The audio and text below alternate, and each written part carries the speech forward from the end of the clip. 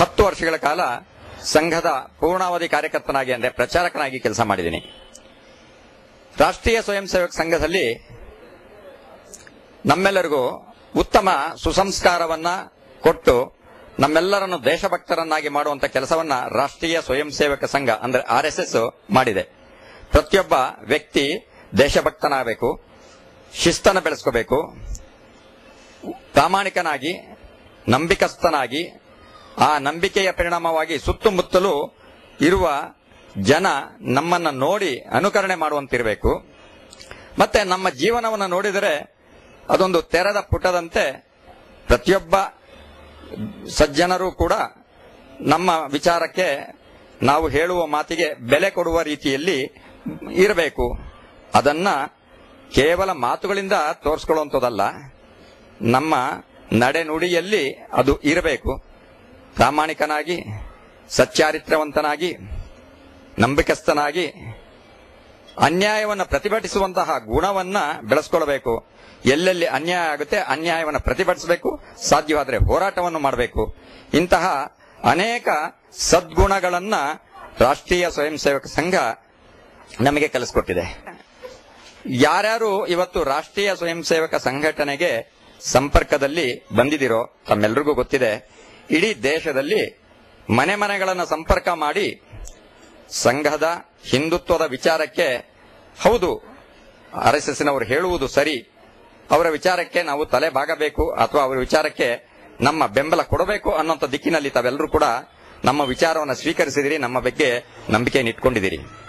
ಅದರ ಪರಿಣಾಮವಾಗಿಯೇ ನಮ್ಮ ವಿಚಾರಧಾರೆಯನ್ನ ರಾಜಕೀಯದಲ್ಲಿ ತರುವಂತಹ ಕೆಲಸವನ್ನ ಬಿಜೆಪಿ ಮಾಡ್ತಾ ಬಂದಿದೆ. ಹಿಂಗೆ ಹಲವು ಸಂಘಟನೆಗಳ ಮೂಲಕ ಅವರೆಲ್ಲರಿಗೂ ಸಂಸ್ಕಾರವನ್ನು ಕೊಟ್ಟು ರಾಷ್ಟ್ರೀಯ ಪ್ರವಾಹದಲ್ಲಿ ಅವರೆಲ್ಲರನ್ನು ಕರ್ಕೊಂಡೋಗುವಂತಹ ಒಂದು ಕೆಲಸವನ್ನ ಸಂಘ ಪರಿವಾರ ಮಾಡ್ತಾ ಇದೆ. ಅಭಿಲಾಷೆ, ನಂಬಿಕೆ, ವಿಶ್ವಾಸದಿಂದ ಎಲ್ಲರೂ ಕೂಡ ಕೆಲಸವನ್ನ ಮಾಡಿದರು. ತಮಗೆಲ್ಲರಿಗೂ ಗೊತ್ತಿದೆ, ಅನ್ಯ ಪಕ್ಷಗಳವರು ಅವರ ರಾಜಕೀಯ ಅಂದ್ರೆ ಚುನಾವಣೆ ಬಂದಾಗ ಅವರವರ ಕಾರ್ಯಕರ್ತರ ಜೊತೆಗೆ ನೂರಾರು ರೀತಿಯ ಜನರನ್ನ ಕರೆದು ಅವರಿಗೆ ಹಣ ಕೊಟ್ಟು ಮತ್ತೊಂದು ಆಸೆ ಆಮಿಷಗಳನ್ನು ಕೊಟ್ಟು ಕೆಲಸ ಮಾಡೋದು ನಾನ್ ಮಾತ್ರ ಹೇಳ್ತಾ ಇಲ್ಲ, ಈ ಎಲ್ಲಾ ಪಕ್ಷಗಳವರು ಈಗ ಚರ್ಚೆಗೆ ಗ್ರಾಸವಾಗಿರುವಂತಹ ಸಂದರ್ಭದಲ್ಲಿ ಮಾಧ್ಯಮಗಳಲ್ಲಿ ಅದನ್ನ ಆ ಪಕ್ಷಗಳ ನಾಯಕರೇ ಒಪ್ಕೊಂಡಿದ್ದಾರೆ. ಆದರೆ ಭಾರತೀಯ ಜನಸಂಘ ಅಥವಾ ಬಿಜೆಪಿಯನ್ನು ಕಟ್ಟಿದಂತಹವರು ಆ ತರದವರಲ್ಲ. ಪಕ್ಷವನ್ನ ಗೆಲ್ಲಿಸಲೇಬೇಕು, ಹಣ ಖರ್ಚು ಮಾಡದೆ ಗೆಲ್ಲಿಸಬೇಕು ಅನ್ನುವಂತ ವಿಚಾರಧಾರೆಯಲ್ಲಿ ಪ್ರತಿಯೊಬ್ಬ ಸ್ವಯಂ ಸೇವಕ ಒಂದಷ್ಟು ಜನ ತೆರೆಯ ಮರೆಯಲ್ಲಿ ಯಾರ್ಯಾರೆಲ್ಲ ಹೊರಗಡೆ ಬರಲಿಕ್ಕೆ ಸಾಧ್ಯ ಇಲ್ಲವೋ ಅಂತವರೆಲ್ಲರೂ ಕೂಡ ತೆರೆ ಮರೆಯಲ್ಲಿ ಯಾವುದೇ ಕರಪತ್ರಗಳಿಲ್ಲದೆ ಅವರನ್ನು ಹೋಗಿ ಸಂಪರ್ಕಿಸಿ, ಸಾರ್ವಜನಿಕರನ್ನು ಸಂಪರ್ಕಿಸಿ ಅವರ ಮನವೊಲಿಸಿ ಬಿಜೆಪಿಗೆ ವೋಟ್ ಹಾಕಿ ಈ ಪಕ್ಷವನ್ನು ಕಟ್ಟಿ ಬೆಳೆಸಿದರು. ಇದರ ಪರಿಣಾಮವಾಗಿ ಇವತ್ತು ಬಿಜೆಪಿ ಸರ್ಕಾರ ದಕ್ಷಿಣ ಭಾರತದಲ್ಲಿ ಕರ್ನಾಟಕದಲ್ಲಿ ಮೊಟ್ಟ ಮೊದಲ ಬಾರಿಗೆ ಬಂದಿದೆ. ಕರ್ನಾಟಕಕ್ಕೆ ಅಧಿಕಾರ ಬಿಜೆಪಿ ಕೈಗೆ ಬಂತು. ಆದರೆ ದುರದೃಷ್ಟವೋ ಅಥವಾ ನಮ್ಮ ದುರ್ದೈವವೋ ಗೊತ್ತಿಲ್ಲ, ಅಧಿಕಾರ ಬರ್ತಾ ಇದ್ದಾಗೆ ಕರ್ನಾಟಕ ರಾಜ್ಯದ ಅನೇಕ ನಾಯಕರು ನಾನೇ ಪಕ್ಷ ಕಟ್ಟಿದ್ದು, ನನ್ನಿಂದನೇ ಪಕ್ಷ ಬೆಳೀತು, ನಾನೇ ಬಿಜೆಪಿ ಅಂದ್ರೆ ನಾನು ಅಂದ್ರೆ ಬಿಜೆಪಿ ಅನ್ನೋ ರೀತಿಯಲ್ಲಿ ಅವರು ಮಾತುಗಳಲ್ಲಿ ಬಂತು. ಇದರ ಪರಿಣಾಮವಾಗಿ ಅನೇಕ ನಾಯಕರು ತಮ್ಮಲ್ಲೇ ಪರಸ್ಪರ ಕಚ್ಚಾಟ ಪ್ರಾರಂಭ ಆಯಿತು. ಇದು ಕಚ್ಚಾಟ ಪ್ರಾರಂಭ ಆಗ್ಲಿಕ್ಕೆ ತಮ್ಗೆಲ್ರಿಗೂ ಗೊತ್ತಿದ್ದೇ ಇದೆ. ಅಧಿಕಾರಕ್ಕೆ ಬಂದಂತಹ ಬಿಜೆಪಿಯ ನಾಯಕರು ಅಧಿಕಾರ ಮದದಿಂದ ಹಣವನ್ನು ಲೂಟಿ ಮಾಡುವುದರ ಮೂಲಕ ಈ ಒಂದು ಕರ್ನಾಟಕದ ಅಧಿಕಾರದ ಅಧಃಪತನಕ್ಕೆ ಪ್ರಾರಂಭ ಆಯಿತು. ಅಲ್ಲಿಗೆ ನಿಲ್ಲಿಲ್ಲ. ಅತ್ಯಾಚಾರ ಅನಾಚಾರಗಳಂತ ಪ್ರಕರಣಗಳು ಕೂಡ ದೂರುಗಳಾಗಿ ದಾಖಲಾಯಿತು. ಇದು ಅಲ್ಲಿಗೆ ನಿಲ್ಲಿಲ್ಲ. ಕೆಲವು ಮಂತ್ರಿಗಳು, ಕೆಲವು ಶಾಸಕರು ಜೈಲಿಗೂ ಕೂಡ ಹೋಗಿ ಬಂದರು. ಬಂಧುಗಳೇ, ತಮ್ಮೆಲ್ಲರಿಗೂ ಗೊತ್ತಿದೆ, ಅತ್ಯಾಚಾರ, ಅನಾಚಾರ, ವ್ಯಭಿಚಾರಗಳ ಇತ್ಯಾದಿಗಳಿಂದ ಈ ನಾಯಕರುಗಳ ಮೇಲೆ ಭೂಗಳ್ಳತನದ ಡಿನೋಟಿಫಿಕೇಶನ್ನ ಇಂಥ ಅನೇಕ ಕಾರಣಗಳು ಶಾಸಕರುಗಳ ಮೇಲೆ, ಮಂತ್ರಿಗಳ ಮೇಲೆ ದೂರುಗಳು ದಾಖಲಾಗ್ತಾ ಬಂತು. ಆದರೆ ಈ ಕರ್ನಾಟಕದ ನಾಯಕರು ತಪ್ಪುಗಳನ್ನು ತಿದ್ದುಕೊಳ್ಳೇ ಇಲ್ಲ. ಬದಲಿ ಅವರು ಬೇರೆ ದಾರಿಯಲ್ಲಿ ಹೊರಟರು. ಯಾವ ದಾರಿಯದು? ಪರಸ್ಪರ ಭಿನ್ನಮತದ ಕಾರಣಕ್ಕೋಸ್ಕರ ತಮ್ಮಲ್ಲೇ ಪರಸ್ಪರ ಕಚ್ಚಾಡಿಕೊಂಡು ನಾನು ಶ್ರೇಷ್ಠ ಅವರನ್ನು ಅಧಿಕಾರದಿಂದ ಕೆಳಕ್ಕೆ ಇಳಿಸಬೇಕು ಅನ್ನೋಂತ ಗೊಂದಲಗಳನ್ನು ತಾವಾಗಿಯೇ ನಿರ್ಮಾಣ ಮಾಡಿಕೊಂಡು ಅನ್ಯ ಪಕ್ಷದವರನ್ನು ದೂಷಣೆ ಮಾಡ್ತಾ ಇವರು ಪರಸ್ಪರ ಕಚ್ಚಾಟ ಮಾಡಿ ಕೊನೆಗೆ ರೆಸಾರ್ಟ್ ರಾಜಕೀಯ ಪ್ರಾರಂಭ ಆಯಿತು. ಪರಸ್ಪರ ಕಚ್ಚಾಟ ಮಾಡಿದ್ದು ಇವರು, ದೂರು ಹೇಳಿದ್ದು ಅನ್ಯ ಪಕ್ಷದವರ ಮೇಲೆ. ಕಳೆದ 5 ವರ್ಷಗಳಿಂದ ಅಂದಿನಿಂದ ಇಂದಿನವರೆಗೆ ಭಿನ್ನಮತದ ಛಾಯೆ ಮುಂದುವರೆದೇ ಇದೆ. ಭೂಗಳ್ಳತನದ ಡಿನೋಟಿಫಿಕೇಶನ್ ದೂರುಗಳು ಇಂದಿಗೂ ದಾಖಲಾಗ್ತಾನೇ ಇದೆ. ಅಂದಿನಿಂದ ಇಂದಿನವರೆಗೆ ಅನೇಕರ ಮೇಲೆ ಅತ್ಯಾಚಾರದ ಪ್ರಕರಣಗಳು, ಅದು ವಿಧಾನಸೌಧದಂತಹ ಪವಿತ್ರವಾದಂತಹ ಒಂದು ದೇವಸ್ಥಾನ, ಇಡೀ ರಾಜ್ಯದ ದೇವಸ್ಥಾನ, ಅಲ್ಲಿ 3 ಜನರ ಮೇಲೆ ಯಾವುದೋ ವಿಡಿಯೋವನ್ನು ನೋಡಿದಂತ ಪ್ರಕರಣ ದಾಖಲಾಯಿತು. ಅವ್ರನ್ನ ಸಸ್ಪೆಂಡ್ ಮಾಡಬೇಕಾಯ್ತು, ವಜಾಗೊಳಿಸಬೇಕಾಯ್ತು. ಇಂಥ ಪ್ರಕರಣ ತಮ್ಮ ಕಣ್ಣು ಮುಂದೆ ಬಂತು. ಮಂತ್ರಿಗಳು ಯಾವುದೋ ಸಚ್ಚಾರಿತ್ರ್ಯವನ್ನು ಕಳ್ಕೊಂಡಂತ ಪರಿಣಾಮವಾಗಿ ಅವರನ್ನು ಸಂಪುಟದಿಂದ ಕೈ ಬಿಡಬೇಕಾಯ್ತು. ಹೀಗೆ ಅನೇಕ ಪ್ರಕರಣಗಳು ನಡೆದರೂ ಕೂಡ ಬಿಜೆಪಿಯ ಹಿರಿಯರು ನಾಯಕರು ಇದನ್ನು ತಿದ್ಕೊಳ್ಳೇ ಇಲ್ಲ.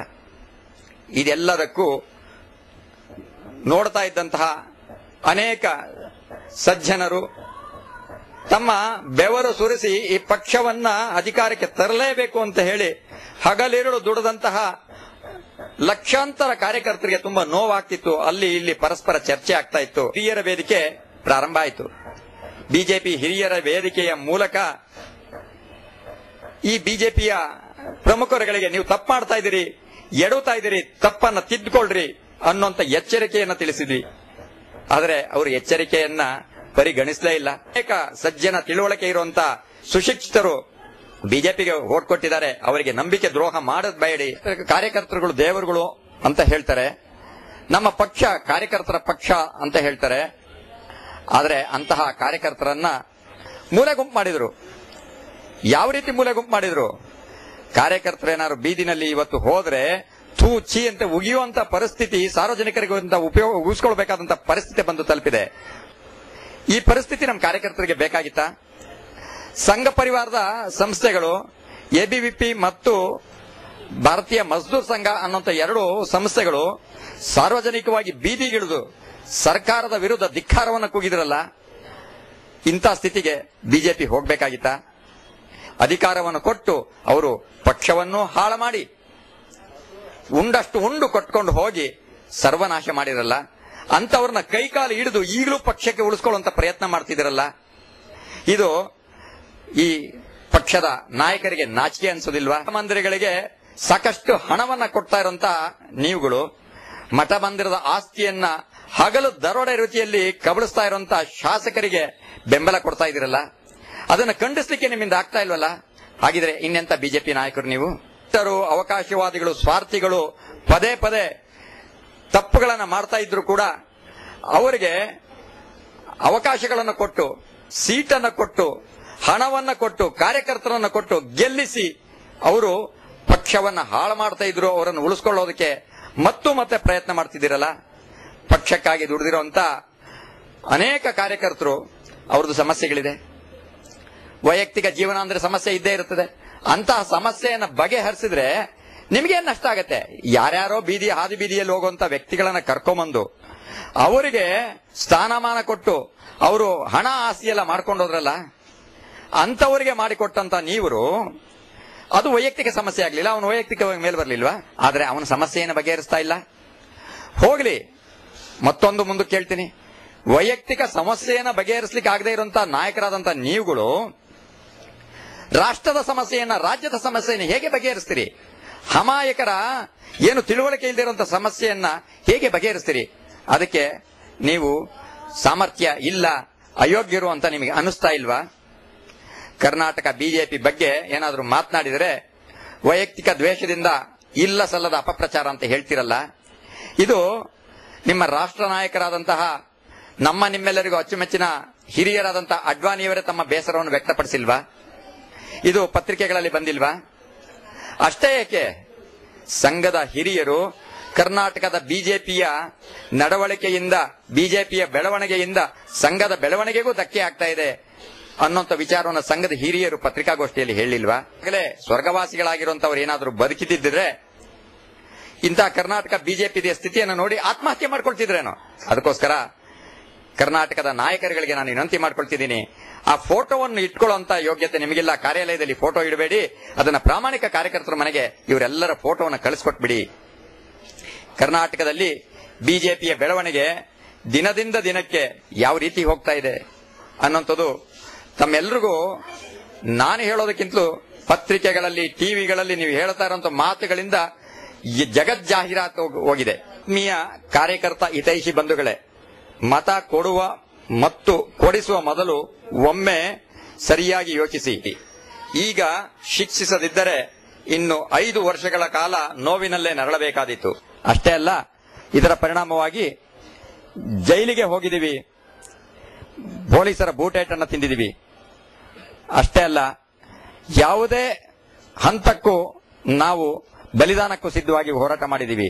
ಆದರೆ ನಮ್ಮದೇ ಪಕ್ಷದಂತಹ ನಮಗೆ ಕಲಿಸಿಕೊಟ್ಟಿರುವಂತಹ ಉತ್ತಮ ಶಿಕ್ಷಣವನ್ನು ಕಲಿತಿರುವಂತಹ ಇದೇ ಬಿಜೆಪಿ ನಾಯಕರು ಅದೇ ತಪ್ಪುಗಳನ್ನು ಮಾಡಿದರೆ ಅವರ ವಿರುದ್ಧ ಹೋರಾಟ ಮಾಡದೆ ನಾವು ಮೌನ ವಹಿಸುವಂಥದ್ದು ನಮ್ಮ ಪ್ರಾಮಾಣಿಕತನವ? ನ್ಯಾಯವನ್ನು ಪ್ರತಿಭಟಿಸಿ ಅವರ ವಿರುದ್ಧ ಹೋರಾಟ ಮಾಡಲೇಬೇಕಾಗಿದೆ. ಇದೇ ನಿಜವಾದಂತಹ ಸ್ವಯಂ ಸೇವಕತ್ವ. ಆ ಸ್ವಯಂ ಸೇವಕತ್ವವನ್ನ ನಾವು ಉಳಿಸಿ ಬೆಳೆಸ್ಕೊಳ್ಬೇಕಾದ್ರೆ ಸ್ವಯಂ ಸೇವಕರಿಗೆ ಯಾವ ಕರೆಯನ್ನ ನಮ್ಮ ಸಂಘದ ಹಿರಿಯರು ಕೊಟ್ಟರು, ಇಡೀ ದೇಶ ಸಂಘದ ಸ್ವಯಂ ಸೇವಕರ ಕಡೆ ನೋಡ್ತಾ ಇದ್ದಾರೆ. ದೇಶವನ್ನ ರಕ್ಷಣೆ ಮಾಡಿದರೆ, ನಮ್ಮ ದೇಶದ ಸಂಸ್ಕೃತಿಯನ್ನ ರಕ್ಷಣೆ ಮಾಡೋದಾದ್ರೆ ಅದು RSS ನವರು, RSS ನಲ್ಲಿ ಸಂಸ್ಕಾರ ಪಡೆದಂತಹ ಮತ್ತು ಅಧಿಕಾರಕ್ಕೆ ಬರ್ತಾ ಇರುವಂತಹ ಬಿಜೆಪಿಯವರು ಅನ್ನುವಂಥದ್ದು. ಆದರೆ ಬಿಜೆಪಿಯವರು ದಾರಿ ತಪ್ಪಿದಾಗ ನಾವು ಅವರನ್ನ ಸರಿದಾರಿಗೆ ತರಬೇಕಾಗಿತ್ತು. ಆ ಕೆಲಸವನ್ನ ಮಾಡಿದರೂ ಪ್ರಯತ್ನವಾಗದೆ ಅನಿವಾರ್ಯವಾಗಿ ಅವರಿಗೆ ತಪ್ಪು ಮಾಡಿದ್ದಕ್ಕೆ ಶಿಕ್ಷೆಯನ್ನು ಕೊಡಬೇಕಾಗಿದೆ. ವೋಟ್ ಕೊಡುವುದರ ಮೂಲಕ ನಾವು ಅವರಿಗೆ ಶಿಕ್ಷೆಯನ್ನು ಕೊಡಬೇಕಾಗಿದೆ. ಹಾಗಾಗಿ ಬರುವಂತಹ ದಿನಗಳಲ್ಲಿ ನಾವು ವೋಟ್ ಅನ್ನ ಕೊಡುವಂತಹ ಸಂದರ್ಭದಲ್ಲಿ ಸರಿಯಾದ ರೀತಿಯಲ್ಲಿ ಯೋಚನೆ ಮಾಡೋಣ. ಯಾರು ತಪ್ಪು ಮಾಡಿದರೆ ಅಂತವರಿಗೆ ಸರಿಯಾದ ರೀತಿಯಲ್ಲಿ ಬುದ್ಧಿಯನ್ನ ಕಲಿಸಬೇಕು. ಉಪ್ಪು ತಿಂದ ಮೇಲೆ ನೀರು ಕುಡಿಲೇಬೇಕು. ತಪ್ಪು ಮಾಡಿದವರು ಶಿಕ್ಷೆ ಅನುಭವಿಸಲೇಬೇಕು. ಇದಾಗಬೇಕಾದಲ್ಲಿ ನೋವಿನಲ್ಲಿ ನರಳೋದನ್ನ ಬಿಟ್ಟು ಹೊರಗೆ ಬಂದು ಸಂಘಟಿತ ಶಕ್ತಿಯ ಮೂಲಕ ಬಿಜೆಪಿಯ ಭ್ರಷ್ಟರಿಗೆ, ಕಳಂಕಿತರಿಗೆ, ಸ್ವಾರ್ಥಿಗಳಿಗೆ, ಅವಕಾಶವಾದಿಗಳಿಗೆ ಮತ್ತು ನಾಯಕರಿಗೆ ಮತ ಸಮರದ ಮೂಲಕ ಪಾಠ ಕಲಿಸೋಣ. ಯಾರು ಈ ದೇಶದ, ಈ ರಾಜ್ಯದ ಜನರ ನಂಬಿಕೆಗೆ ದ್ರೋಹ ಮಾಡಿದರೆ ಆ ನಂಬಿಕೆ ದ್ರೋಹಿಗಳಿಗೆ ಅವರನ್ನ ಸೋಲಿಸುವ ಮೂಲಕ ನಾವು ಅವರಿಗೆ ಸರಿಯಾದ ಉತ್ತರವನ್ನು ಕೊಡಬೇಕು. ಹಾಗಾದಾಗ, ಆ ರೀತಿ ಮಾಡಿದಾಗ ಮಾತ್ರ ಸತ್ಯಕ್ಕೆ ಜಯ ಸಿಗುತ್ತೆ, ನ್ಯಾಯಕ್ಕೆ ಬೆಲೆ ಸಿಗುತ್ತೆ. ಆ ನ್ಯಾಯ ಕೊಡುವಂತ ಅಧಿಕಾರ, ಆ ನ್ಯಾಯ ಕೊಡುವ ನ್ಯಾಯಾಧೀಶರು ನೀವಾಗಿದ್ದೀರಿ.